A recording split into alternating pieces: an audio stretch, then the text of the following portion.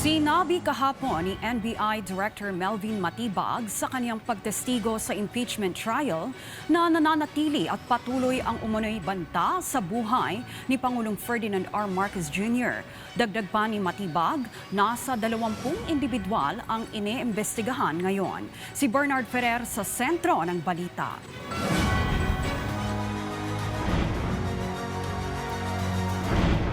The betrayal of public trust was already been consummated. Yan ang pahayag ni NBI Director Attorney Melvin Matibag matapos ang umunoy pag-amin ni Vice President Sara Duterte na may kinausap siya para umunoy ipatay sina Pangulong Ferdinand R. Marcos Jr., First Lady Liza Araneta Marcos at dating House Speaker Martin Romualdez. There is already an admission that she contracted a killer, a mamamatay tao or assassin, to kill the president. And that itself is already an admission. At sinabi pa niya, pumayag na yung kinausap kong mamamatay tao. That constitutes betrayal of public trust. Why? Because the oath of office of the president, sabi niya, she will execute the law and do justice to every man. So, pag nagbalak kang patay at ginawa mo yan, that is no justice to every man. It's not execute the law.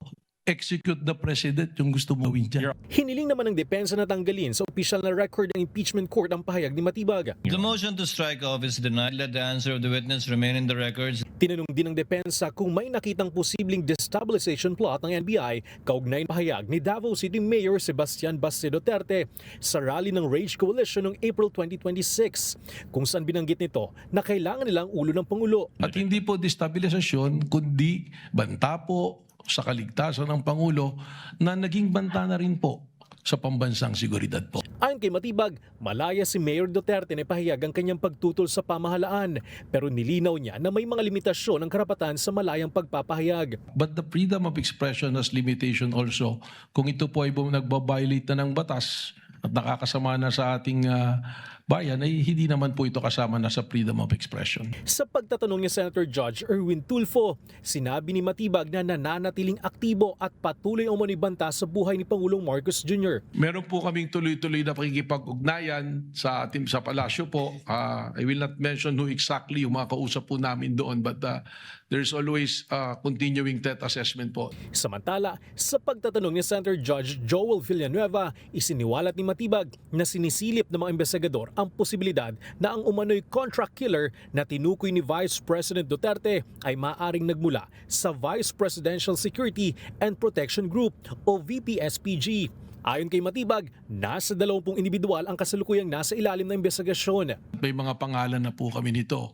Sa katunayan po, yung iba po rito, kausap na po namin yung kanilang mga pamilya o kakilala.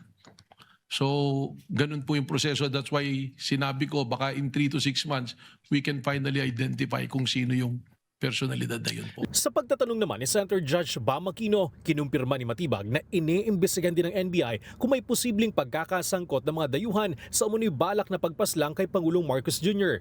Yung pong mga pagbabiyahe ng ating Pangulo, we have to also monitor it because the possibility of endangering the life of the President during his time that is outside of the country, nandoon din po yan dahil sa threat. So kaklaruhin ko lang so yung pagkakaroon ng Transnational Crime Division dahil yan sa mga biyahe ng presidente, hindi dahil merong possible foreign intervention dito sa iniimbestigahan yung pagpaplano. That is also an angle being considered but that's not the main reason po. Matapos ang 7 araw na paglilitis, formal lang tinapos ng impeachment court ang pagdinig sa Article 4 ng Articles of Impeachment na tumatalakay sa umunoy grave threats.